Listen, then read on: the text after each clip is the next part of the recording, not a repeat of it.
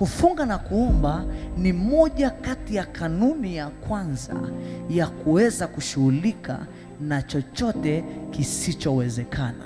Hali yoyote inayokuonyesha haiwezekani kikawaida, haiwezekani kwa namna ya kimwili ya kimaisha, kwa nguvu zako mwenyewe, kufunga na kuomba ni sehemu ya kushughulika na yasiyowezekana.